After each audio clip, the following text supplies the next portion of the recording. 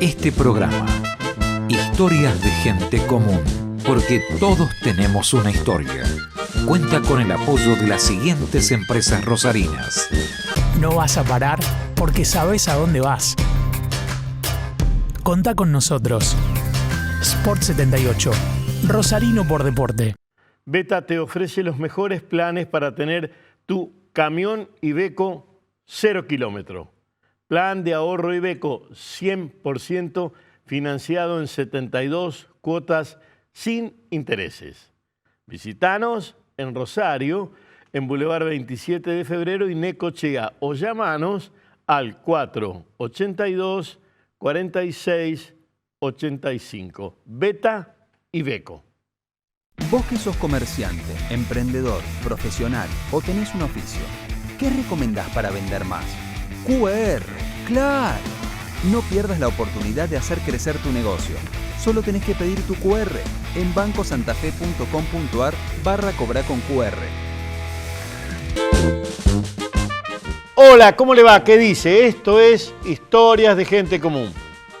Porque todos tenemos una historia. En este caso, la historia de Juan Carlos Zabalza, natural de Casilda.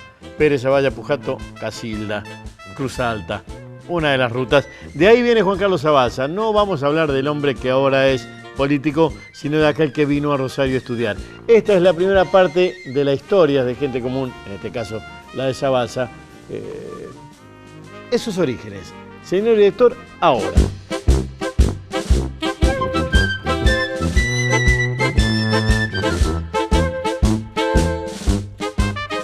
Bueno, dame tu nombre completo.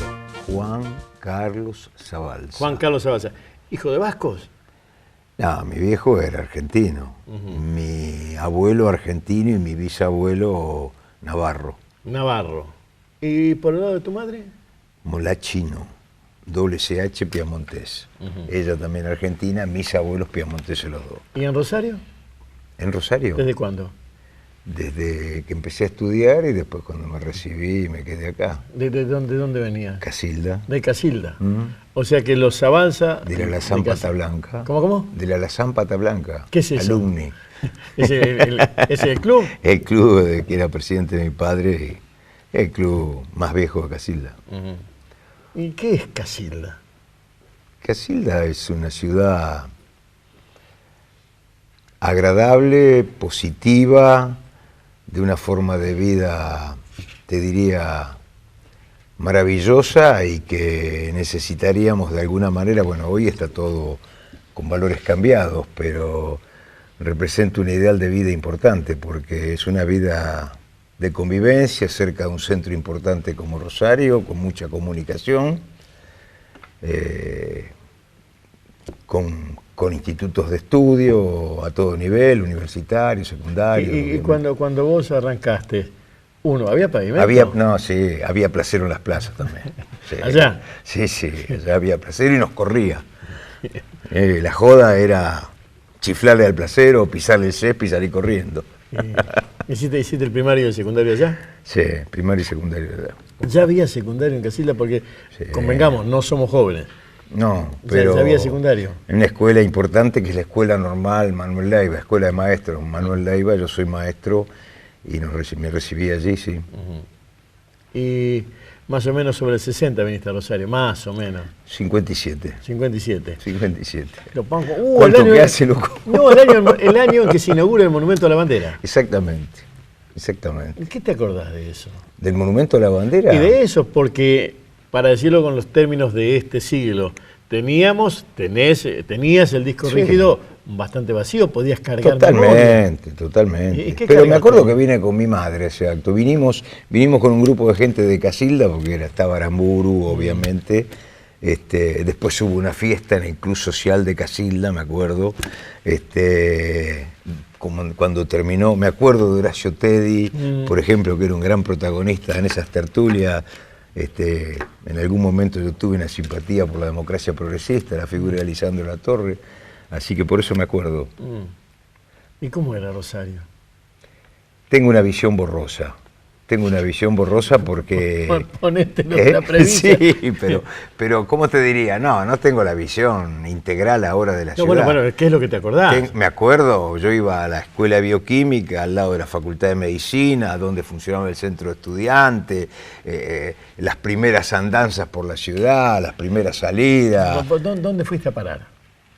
Yo paré ¿Una pensión, una en casa? una pensión, Rodríguez 262, 262, cuya dueña era una señora gallega, una española, y el hijo era oficial del ejército, me acuerdo.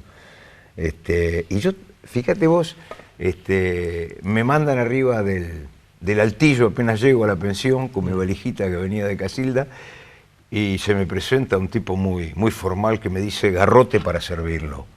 Era Tolo Garrote, el neurocirujano del hospital Clemente Álvarez, amigo y entrañable amigo a través de los años. Así que compartí ese primer año con él en la pensión. La pensión de varoncitos todos. Varoncitos todos y con hábitos de vida muy diferentes. Porque a mí me tocó ser protagonista a fin de ese año de un acto de solidaridad que para mí era desconocido, porque había un muchacho que lo hueveaban por sexta o séptima vez en química general e inorgánica en bioquímica. ¿Una materia puente era esa? Era la primera, como anatomía en medicina. Sí. Y ahí se organizaron todos, había un loco que jugaba al rugby, y había un grandote de Entre Ríos, y se organizaron todos para ir a pararlo al profesor cuando llegaba a la casa porque lo trataba mal a este muchacho. Así que para mí eso era una novedad absoluta. Yo espiaba porque era también mi profesor. Así que... Toma el mate. Sí.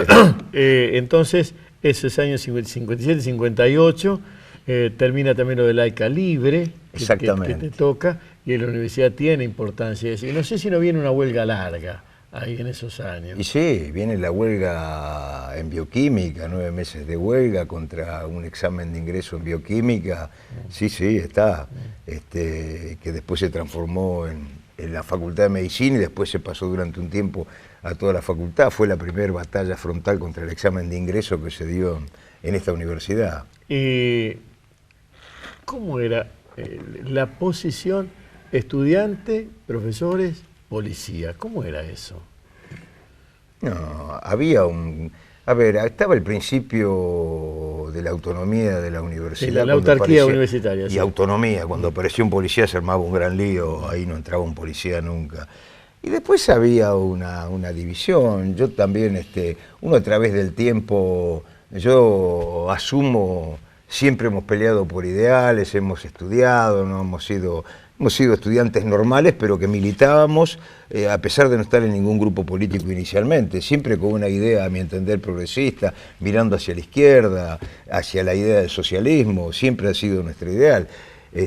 También reconozco, y esto lo he reconocido una vez en la Facultad de Medicina, siendo diputado, que a veces nos excedimos frente a profesores que tenían una concepción muy cerrada, muy reaccionaria desde el punto de vista de la universidad hacia el pueblo, pero que fueron excelentes maestros de la medicina.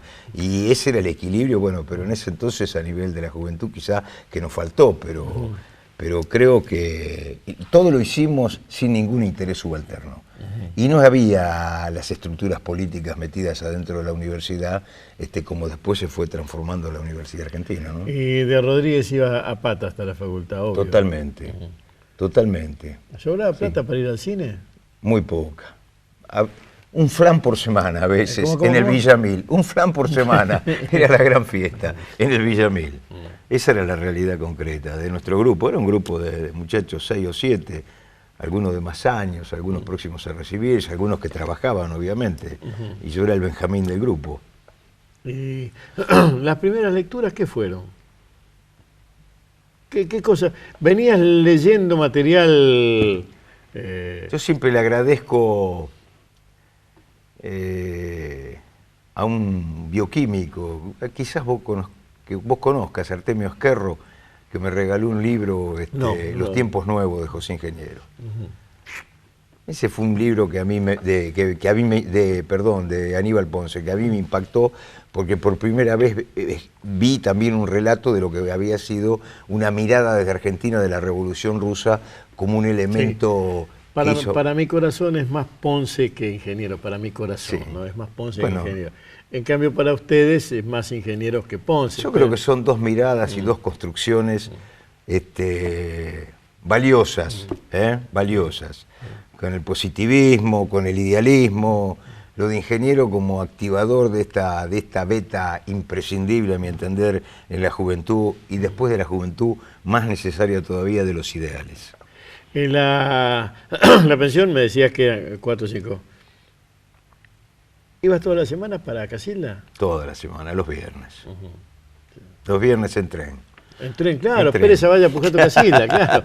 Y venía en tren. El tren obrero a Pérez que después... Exactamente.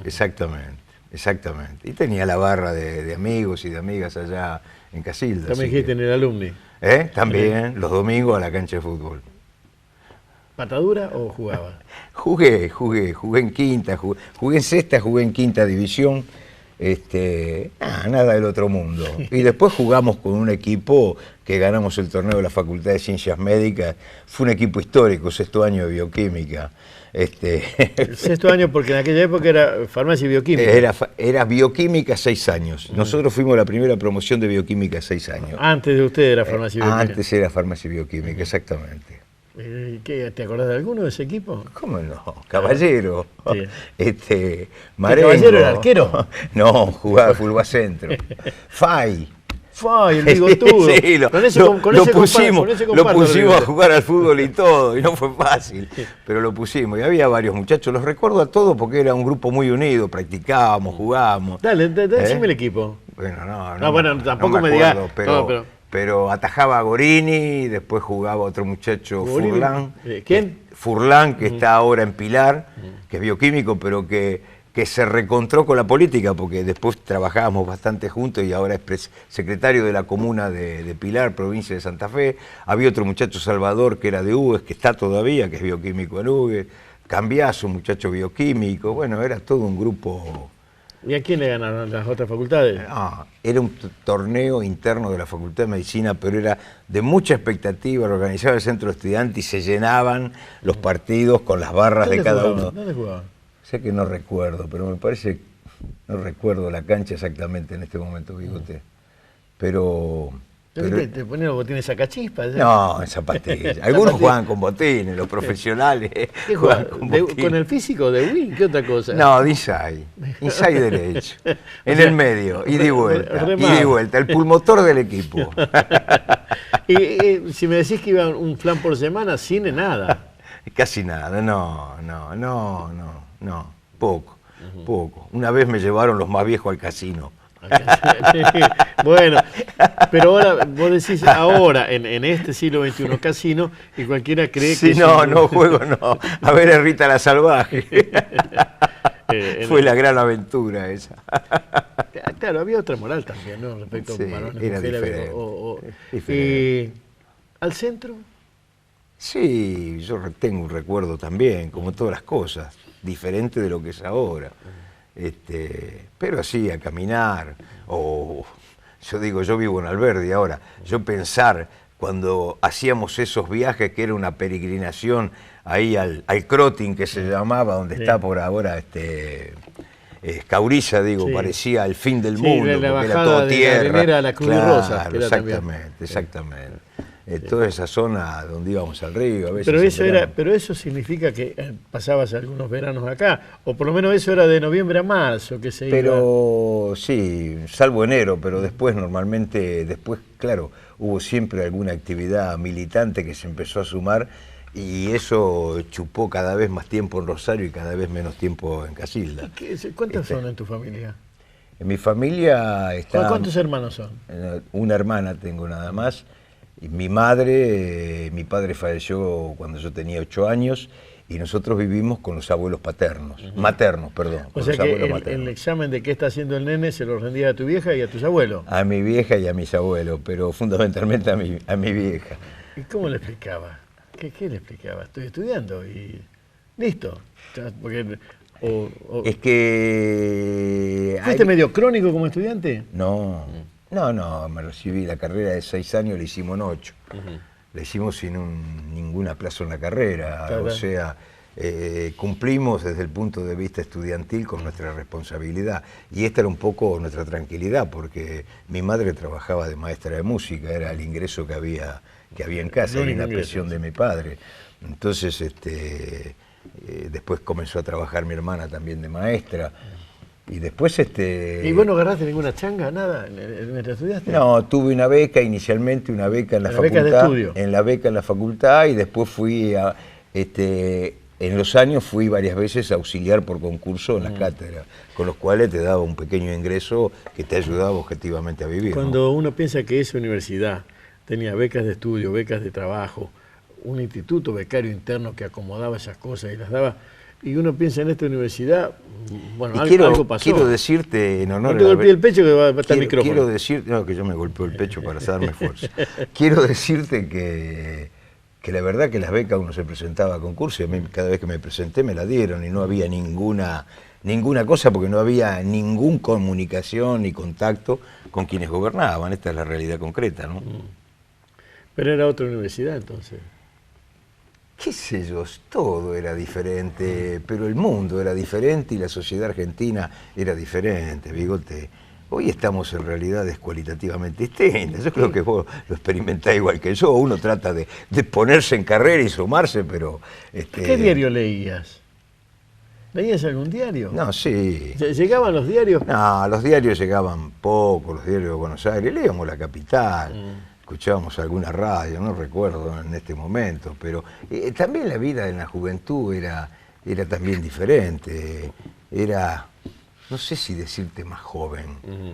Había menos atadura, no había internet, no había la necesidad de estar en online todo el día, todo lo contrario.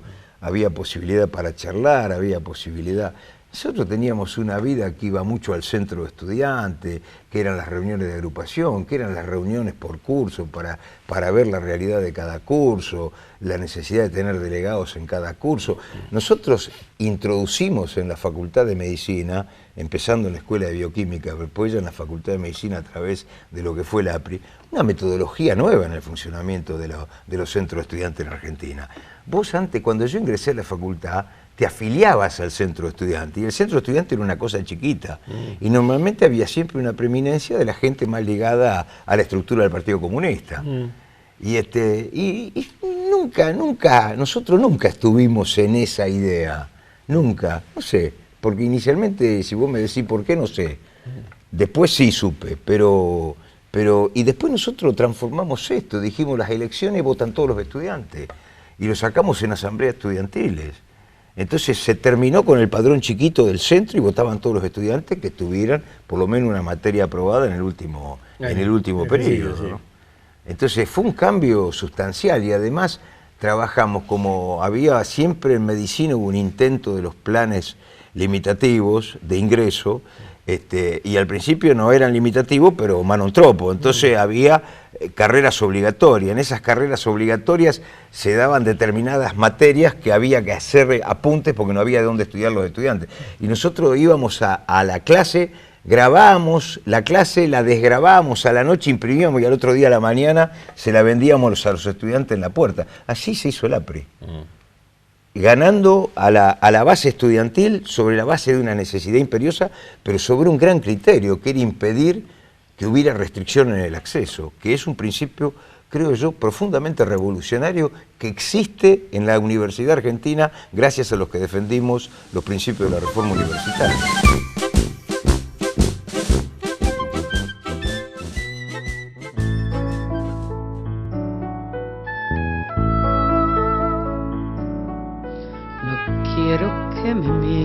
Si no sabe que no soy uno más entre los muertos. No quiero que me mire si no sabe que mi vida está en sus ojos, justamente. No quiero que me mire quien ignore que al mirarme yo creo y me levanto por encima de la gente, que tengo voces y subo y toco el cielo y Hoy aquí estoy porque me miran.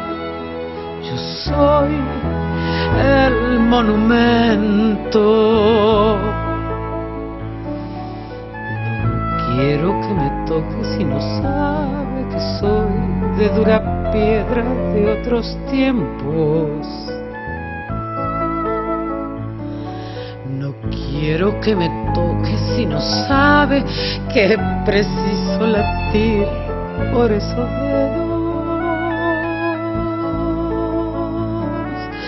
No quiero que me toque si ha olvidado que al tocarme parezco un trozo de madera, un barco y una vela, un tren, un avión, que voy corriendo, que resurjo en latidos de amores que me tocan.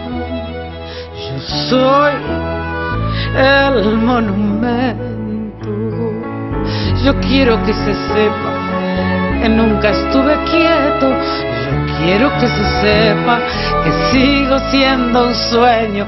Yo quiero que me mire igual, que fuera un cielo, el cuento que contaban del sol y los cuadernos diciéndome en sus versos que soy una bandera, que soy una esperanza como la vez primera.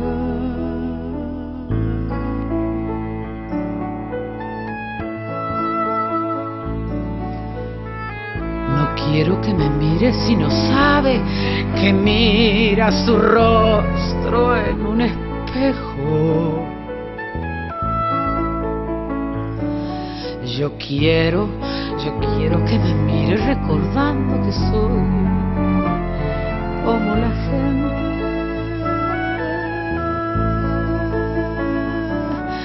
No quiero que me toque si ha olvidado la historia de mi cuerpo, compuesto de ilusiones, amores y recuerdos, ejércitos y madres y trigo y un labriego que me soñó diciéndole en su puerta: soy Juan, tu monumento.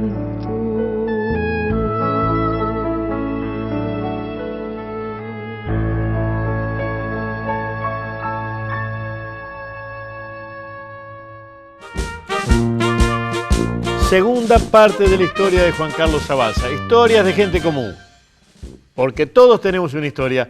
En este caso, como dije, la de un casildense, ese sería el gentilicio, un casildense que viene a Rosario, tiene memorias de aquello, reivindica hasta clubes de fútbol, habla de deporte. Yo no sabía, jugó al fútbol de número 8, y de hecho la historia de Zabalza inscrito en la ciudad de Rosario. Esta es la segunda parte, señor director, ahora.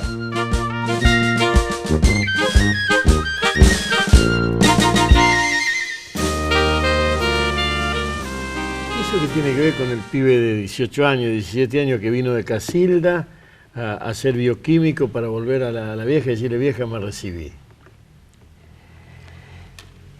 Tiene que ver que encontré un rumbo en la vida. Y que si yo pudiera transmitirlo eso a cada uno y a cada una, no dudaría en poder transmitírselo. Porque lo importante es, Bigote, tener un rumbo en la vida. Y el rumbo lo dan las ideas, los ideales que uno abraza. Y a ese rumbo lo complementa el comportamiento. A mí nunca mi vieja me dijo no tenés que robar. Pero yo de vivir con ella y de ver cómo funcionaban mis abuelos, dos gringos buenos, maravillosos, que se daban todo por darnos a nosotros, de una honestidad carta cabal, que vivían felices, mi abuelo silbaba por la calle, digo, comprendí que la transparencia, yo no era la transparencia en ese momento, pero que esa forma de actuar, del respeto al demás, del respeto a los bienes de la gente, por sobre todas las cosas, son fundamentales como comportamiento. Y eso es lo que conforma, a mi entender, una unidad. Y esa unidad es bastante imprescindible para saber para qué vivo. Porque yo, si de algo me sentía feliz, y además lo decíamos con otras palabras, no como te lo estoy expresando ahora, es decir, no ser solamente bioquímico, es tener un rumbo en la vida, saber que ejerzo la bioquímica, pero tengo otro objetivo en la vida, que es cambiar esta realidad de injusticia o de insolidaridad que nos rodea. Pero me estaba hablando de eso en el 60. Pero esa era la idea vigente. Y por eso nos afiliamos al socialismo en esa época. En el 60 te tocó Frondizi. Nos tocó Frondizi y Carballo. ¿Cómo fue eso? Nunca me agradó Arturo Frondizi. Yo creo que hubo un discurso y creo que hubo una acción diferente al discurso. Esta es mi convicción muy profunda. Porque en la época de Frondizi comenzó el plan Larkin, de destrucción de los ferrocarriles nacionales. Y después se afianzó con los golpes de Estado. Pero el ataque al ferrocarril, el ataque a las empresas nacionales, a su ineficiencia, empezó ahí. Que podría haber sido correcto si habría un reemplazo por otra cosa, pero no, se lo reemplazó por la sujeción a grupos extranjeros o a lo que después fue la privatización vergonzante de la época de Menem. Sí, bueno, no, pero me está saltando Frondizi. No, salto. Sí, No, bueno, digo esto pero porque, es parte de un proceso. Porque el último grupo de intelectuales puestos a desarrollar una idea de Estado aparece con Frondizi. Fíjate que Ferrer sí. Sigue estando, el que está vivo, pero Silvestre Beñi mientras estuvo, Uranga mientras estuvo, Celestino Gelsi mientras estuvo, Oscar Allende mientras estuvo, Sanichelli mientras estuvo. El grupo fundacional que viene con Moisés Levenson, el grupo fundacional de Frondizi, tiene un proyecto de Estado. Sí, no sé si el plan Coninte no le toca a él o a Ilía, alguno de los dos le toca, pero lo que digo es que era un proyecto de Estado eso. Sí, pero me parece que no era compartible, por lo menos en mi visión. Bueno, te tocó Frondizi. ¿Y Carballo? ¿Por qué me lo nombraste a Carballo? Me lo toqué porque me acuerdo cuando quiso demoler el Hospital Carrasco. ¿Qué, quiso demolerlo? Sí, señor, lo quiso demoler. Empezó a demoler el tapial y demolió el tapial. Sí, el tapial y después sí, el se tapial, paró. sí. Y me parece ¿Cuáles eran los argumentos para demoler el Carrasco?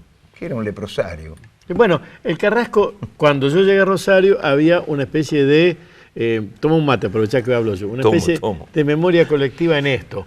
Alguien tosía y se le decía al Carrasco, como donde yo vengo de Santa Fe se le decía a Cosquín. Sí, porque en Cosquín estaban los tuberculosos y en el Carrasco estaban los tuberculosos. Y los leprosos. Sí, pero era más contagiosa la tuberculosis que la lepra en el alma. O tosían y le decían al Carrasco. Así que Carballo lo quiso demoler. Lo quiso demoler. Porque esta es de las cosas que tampoco no han tenido mayor difusión. Una de las principales escuelas de leprología del mundo estaba en el Hospital Carrasco. Sí, con Mercado, con el viejo Mercado. Y Fernández, y Schumann. Sí. Y Schumann terminó dirigiendo la campaña antileprosa en China. La China de Mao lo convocó a la gente de acá, con Schumann a la cabeza, a terminar con la lepra como epidemia. Se me contaba Mercado que con Fernández hizo 4 años de interinato sin cobrar para terminar de aprender. O sea que la visión del médico en ese momento era, primero aprendo, después veo qué hago, ¿no? Bueno, pero es que, en eso era insustituible el hospital.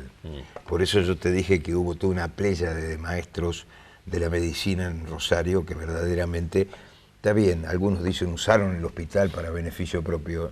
No estaba ese tema de la mercantilización. Era un lugar diferente, era un lugar de prestigio, ser profesor de la Facultad de Medicina y tener a cargo una sala en el Hospital Centenario, por ejemplo. Y después de Frondizi y Carballo, ¿qué más te tocó? Los golpes de Estado, terribles los golpes de Estado. Bueno, sí, ahí viene el primer golpe, pero después viene Ilía. Sí. ¿Cómo te agarra Ilía? ¿Te agarra recibido o no? No, Ilía me agarra, estoy pensando, me agarró el golpe recibido. Yo me recibí en el 65. Ilía nos agarró como nos agarró a todo. El golpe es en junio del 66. Nos agarró como nos agarró a todo, empezando un debate, porque hubo una cosa sanguinaria contra el gobierno de Ilía, y creo que el país en su conjunto todavía no hizo la autocrítica, no hicimos la autocrítica, nosotros la hemos hecho objetivamente, porque había que distinguir en que las cualidades morales de quien era don Arturo Ilía y las cosas que empujó, obviamente saliendo de un proceso electoral con una proscripción del peronismo que era una monstruosidad Ya de esa época nosotros levantamos las banderas de elecciones sin proscripciones ni exilado. El pequeño grupo que era primero MNR, después MAPA, que después se transformó en PSP en el año 72, pero nosotros estábamos en eso. ¿Y cómo te trataba Rosario? Estudiante de bioquímica y militante. ¿Qué pasaba en la ciudad? ¿Te daba bola la ciudad? ¿No te daba bola? Es que nosotros vivíamos un microclima, Bigote. Como todo, uno tiene una dimensión a medida que pasan los tiempos, que conoce más gente, más amplia, más integral. Si no, vivís tu propio microclima. Nosotros éramos estudiantes, estábamos en nuestro microclima, íbamos a las manifestaciones de estudiantes, había grandes luchas por el comedor universitario, que siguieron después del golpe del 66 cuando se clausuró, lo recuerdo también. Tantas cosas que después se sucedieron en Argentina que por ahí cuesta trabajo si no las tenés sistematizadas, ubicarlas en el tiempo, ¿no? ¿Cuál es la autocrítica con Ilía que decís? La autocrítica con Ilía es que nos sumamos a una prédica destituyente, porque lo de Tortuga fue un hecho no anecdótico, fue un hecho terrible para desgastar a un poder político que molestaba a los monopolios de medicamentos, a los monopolios del petróleo, a los grupos financieros que se oponían al avance del cooperativismo que se dio en esa época en el gobierno nacional. ¿Y de eso qué veías vos, Rosario? ¿Qué pasaba en Rosario? Rosario seguía siendo chatita, había construcción, no había construcción. Vos me decís que estaba en un microclima. ¿Qué microclima? ¿El facultad? De la facultad, claro, del bar, de la facultad, de las reuniones estudiantiles, de alguna pequeña reunión política, pero... ¿Mujeres? Siempre alguna, pero de compañía, de buena onda, siempre positivo. Pero siempre en el mismo circuito. Y normalmente... No decía microclima, ni para buscar mujeres salían del microclima. No, sí, bueno, sí. No me comprometas con preguntas, loco. Prescribió todo, te aviso. El 66 ahora está todo prescrito. Ya está todo prescrito. ¿Podés decir que saliste con el gigante del circo, no pasa nada? No, eso nunca. Bueno, pero por más que vos me digas que estabas en un microclima, ese microclima estaba, o ese núcleo estaba dentro de la ciudad. Sí. ¿De qué modo la ciudad los aguantaba, no los aguantaba, estaban encerrados, no le daban bola? ¿Salías a pintar paredes vos? Sí, siempre. Cerote era cotidiano, cotidiano. ¿Qué consignas pintaste alguna vez? ¿Te metieron en cana por pintar paredes? No, me metieron en cana en la facultad, sí. En la facultad me metieron en cana por una denuncia ahí en bioquímica. Estuvimos presos 2 o 3 días, me acuerdo, y después alguna otra vez también.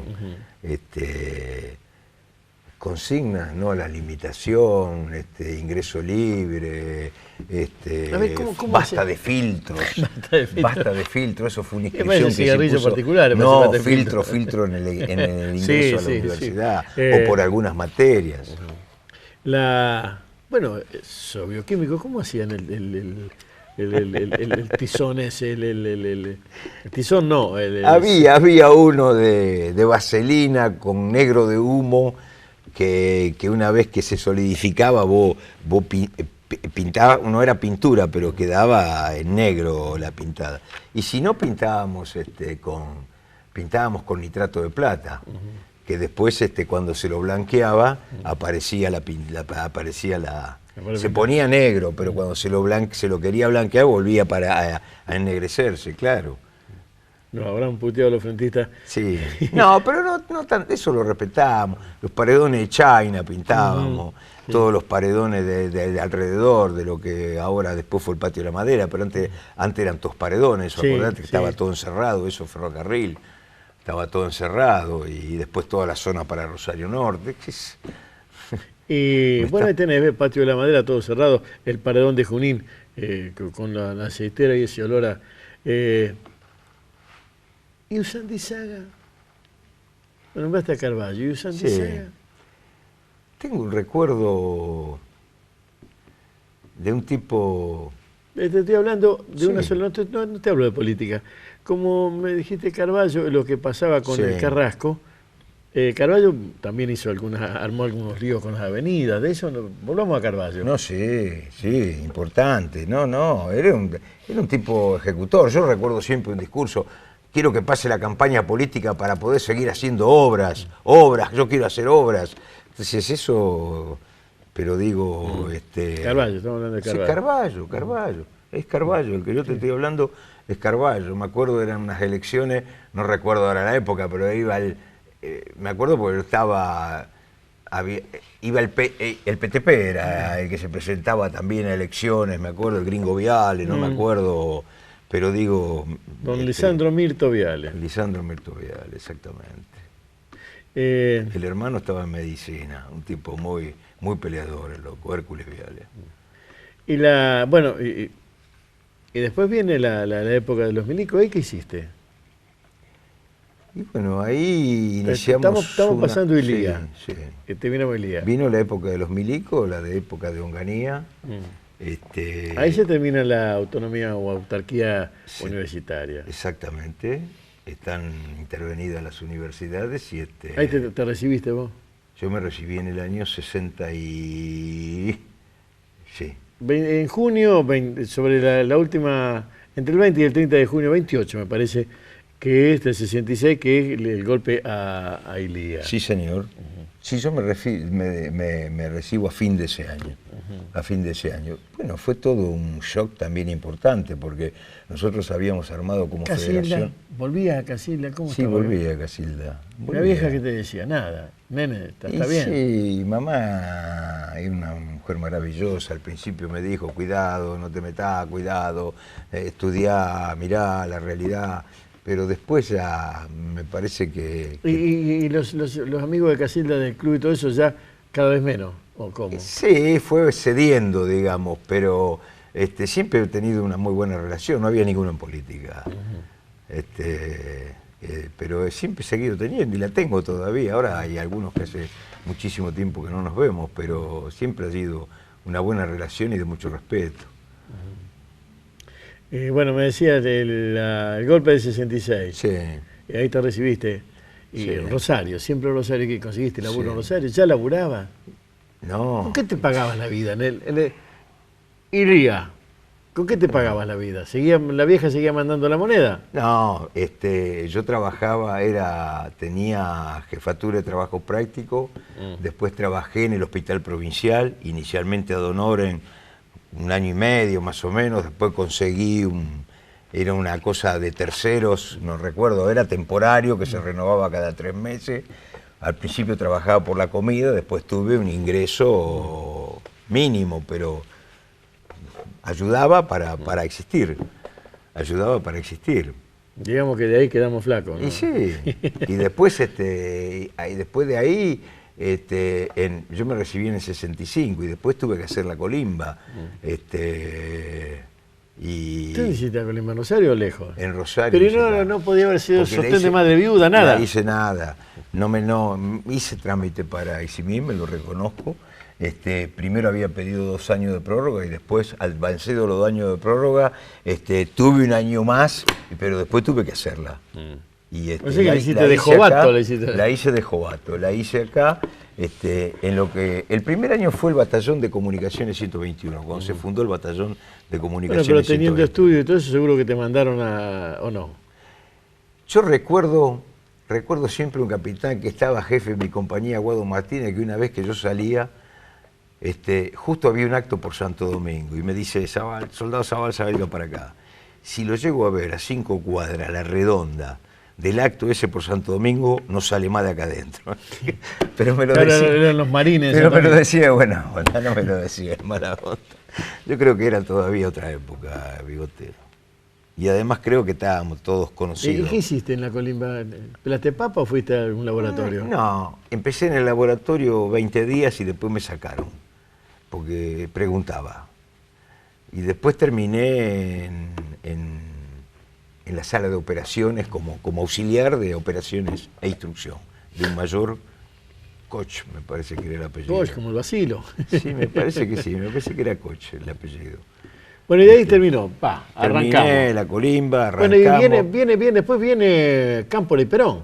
vino Cámpora y Perón. ¿Y en Rosario qué pasaba con vino Cámpora y Cámpora y Perón?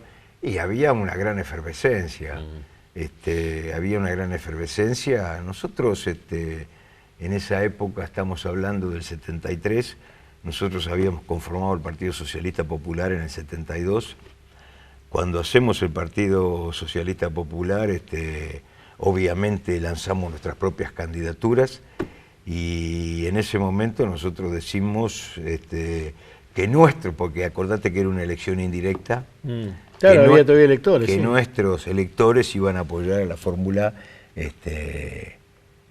Cámpora Solano Lima, porque pensábamos que había una deuda del país con un proscripto que no debería estar proscripto, porque nosotros planteamos elecciones libres, sin exiliados ni proscripciones. Que esa fue la consigna que levantamos en el golpe del 66, frente a la consigna de los grupos de más extrema que decían ni golpe ni elección, revolución. Que ese era el debate que se daba en el seno del movimiento estudiantil en ese momento. Y nosotros dijimos elecciones libres, sin proscripciones ni exiliados. Y ahí comenzamos a definir un camino que nunca más abandonaríamos. ¿Sí estuvieron como un costadito del peronismo? Un poquito. Pero eso hace a nuestro nacimiento, porque el Partido Socialista Popular nace como tal y con ese nombre, porque queríamos cortar con el aislamiento que tenía el socialismo de los trabajadores argentinos. Vos que sos comerciante, emprendedor, profesional o tenés un oficio, ¿qué recomendás para vender más? QR, claro. No pierdas la oportunidad de hacer crecer tu negocio. Solo tenés que pedir tu QR en bancosantafe.com.ar/cobrar con QR. Estamos acá haciendo, este es el tercer bloque de la historia de Juan Carlos Zabalza. Como tantas, una historia de gente común, porque todos tenemos una historia, quería hacer este rublo. Una historia para completar la región Rosario con el perfil de todos aquellos que la integran. Dificilísimo e imposible, pero vamos acumulando información hasta tratar de resolver de cómo es esta región a través de su gente, historias de gente común, porque todos tenemos una historia. La de Juan Carlos Zabalza, última parte. Señor director, ahora.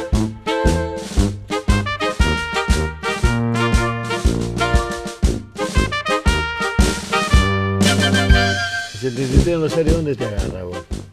¿Haciendo qué? ¿Ya sos bioquímico? Bioquímico. ¿Laburando en algún lado? Bioquímico, sí, laburábamos, hacíamos guardia. Estaba con Caballero y con Marengo, teníamos una sociedad que duró un montonal de años, que logramos construir también nuestro propio laboratorio, nuestra propia estructura, de la cual vivimos largos años, y trabajábamos muchísimo, porque hacíamos guardia las 24 horas del día, así empezamos nosotros, con motoneta. ¿Cómo con motoneta? Explícame. Sí. Ahí iba a sacar la sangre donde sea.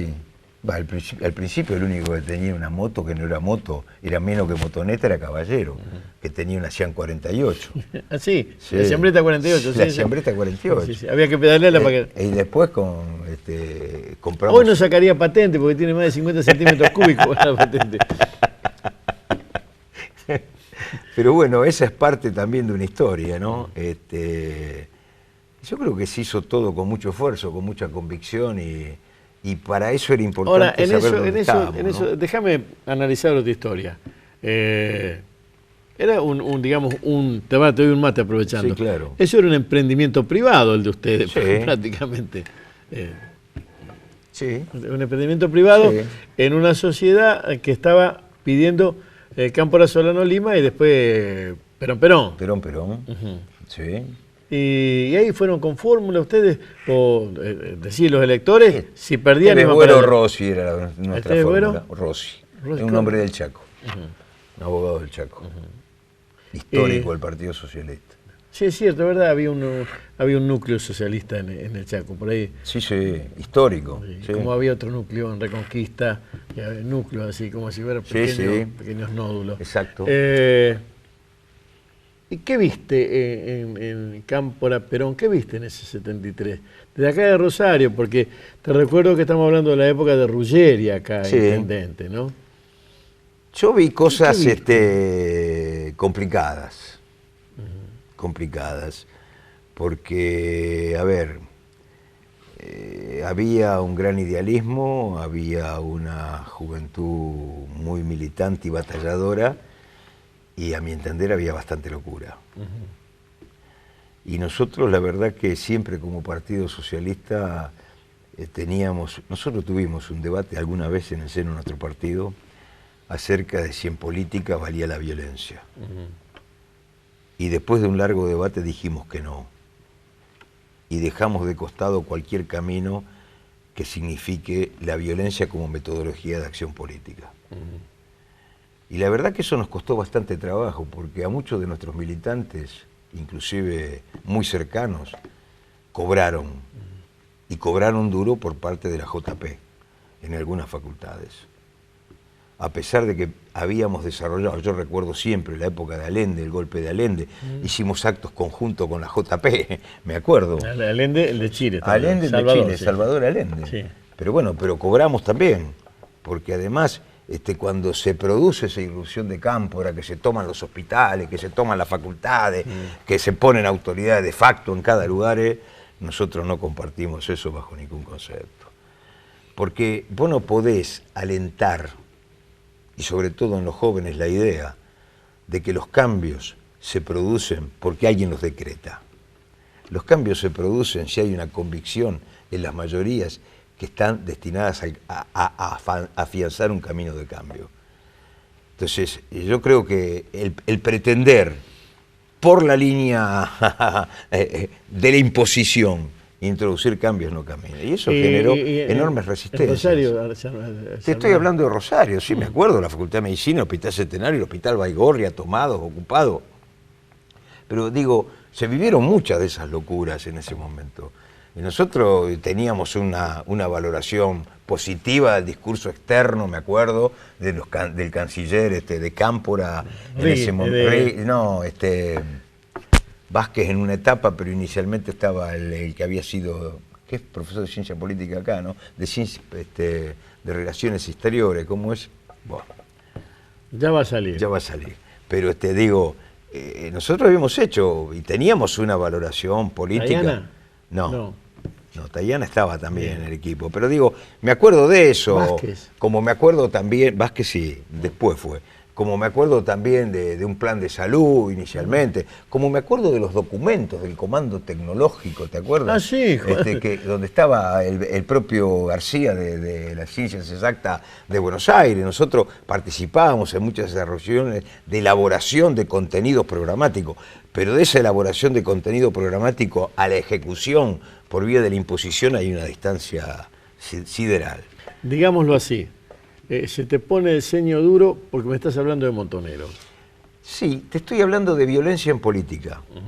Y te estoy hablando de situaciones que terminaron donde terminaron, con un terrorismo de Estado feroz, con todo el proceso que todavía te consta que a pesar de que hemos avanzado no lo hemos finalizado. Pese a que... Y creo que es necesario una autocrítica en materia de violencia. Y creo que es necesario alguna vez que el peronismo haga una autocrítica de cuál ha sido su rol en todo esto. Porque creo que no se ha hecho. Porque creo que a López Rega no lo inventó ningún extraterrestre. Sí, claro. Es parte de una construcción que entendió, a lo mejor habrá entendido que era lo mejor, pero que fue letal para el país. Letal para el país. Porque ahí arranca el terrorismo de Estado. Y creo que esto es muy importante, pero yo digo, yo no busco para atrás elementos que nos dividan. Busco hacia adelante poder coincidir en salir de los planteos de extrema para encontrar una línea que nos permita generar una nueva mayoría en serio en Argentina. 73, sí. 83, 93, 2003, 2013, 50 años. Nada más. ¿Todavía estaba solterito? ¿Todavía estaba solterito? Sí, solterito, sí. ¿Y cuándo te casaste? No, qué sé yo, no me hagas la pregunta que no me acuerdo el año, loco. Bueno, vamos a ver, ¿estaban los milicos o estaba Alfonsín? No, estaba Coso, no, estaba el proceso. ¿Estaban los milicos? Los milicos. Entonces te casaste antes del 83. No, antes del 83, sí. Bueno. Cuando lo vea mi esposa me va a matar. No me acuerdo, nunca me acuerdo. Bueno, no importa, antes del 83. Sí. ¿Pensabas que los hijos iban a vivir en Argentina o pensabas que Argentina no daba para criar hijos? No, porque cuando nosotros, porque ya veíamos que la cosa que la cosa inexorablemente volvía. Volvía a, vos decís, a la hacia civilidad. formas democráticas de vida, y había pasado ya la locura terrible de lo que fue el ¿Se enamoraron 76. de Alfonsín ustedes? ¿Vos te enamoraste de Alfonsín? No, nunca. Siempre le tuve un gran cariño, porque compartí muchas horas con Raúl Alfonsín. Y te aclaro que no me arrepiento un milímetro, porque era un gallego muy macanudo, radical. Pero no te enamoraste. No, pero siempre lo he respetado. Y a la distancia lo respeto más. O sea que yo te lo voy a decir Luder, y en mi cabeza, en las imágenes que uno tiene, digo Luder, se me aparece la cara de Luder y al lado se me aparece la de Lavagna. No sé por qué. Está así medio lavado los dos. Sí. Aun cuando Luder es originalmente santafesino y Lavagna no. ¿Y de ese peronismo del 73? ¿Y de ese peronismo del 83? Yo creo... Estoy hablando de Luder Vittel. Mira, Guillermo fue convocado por Raúl para ser parte del gobierno, por Raúl Alfonsín para ser parte del gobierno. Nosotros tuvimos mucha acción en los años del proceso tratando de forjar un encuentro entre peronistas y radicales, que después se cuajó una denominada Hora del Pueblo. No, esa fue anterior. La del Pueblo es anterior. Anterior. No, pero que después cuajó. Pero en nuestro viejo local del PCP de calle Entre Ríos 1018, ahí se comía un bife, iba, me acuerdo, Vittel, iba Trócoli, una vez fue Balbín, y después estábamos nosotros, y había gente del MIT, había gente del PI, iba Oscar Allende también. ¿En un restaurante tenían ahí? No era un restaurante, era el Ateneo 9 de Julio. Como idea de reconstituir la democracia, y ahí jugó un rol fundamental Raúl, empujando un entendimiento con el peronismo y buscando las vías de zanjar los disensos para encontrar un camino de recuperar la democracia. Bueno, llegamos al 83. Vamos a parar acá porque el resto es... 83. El resto no es biografía ya, el resto es relato todavía. Relato. Estamos relatándolo. Pero te hago una última pregunta. Ese Navarro de Casilda, que sos vos, la llegada a Rosario y plantarse en el 83, o en esto que sos, ¿respondiste a tu vieja? Sí, no tengo ninguna duda. Porque ¿Y después, al viejo que se fue pronto? Siempre tengo un vacío ahí, porque tengo un vacío porque lo viví muy poco. Sinceramente te digo, Bigote. La vida me devolvió a mi vieja un montón de años, 88, y además vivió toda la etapa final de su vida con nosotros, con mi familia, y la verdad que lo pasamos muy bien, y mis hijas sobre todo creo que son las que más agradecen haber tenido a la abuela ahí cerca, ¿no? Pero sí, estoy convencido, y siempre, ¿cómo te diría? Siempre vos te quedás frente a los viejos o a la vieja en particular con alguna deuda, digo yo, ¿no es cierto? Pero creo que respondí. ¿Que aprobaste? Que aprobé porque soy parte de un molde que ella me dejó. Después yo le incorporé cosas nuevas, que a mi entender son esenciales, vuelvo a insistirte, para la vida. ¿Puedo cerrar diciendo que Sabalza es un edípico? Me parece que no. Tengo un cariño enorme y una deuda enorme por mi madre, sinceramente te lo digo. Besos. Un abrazo grande.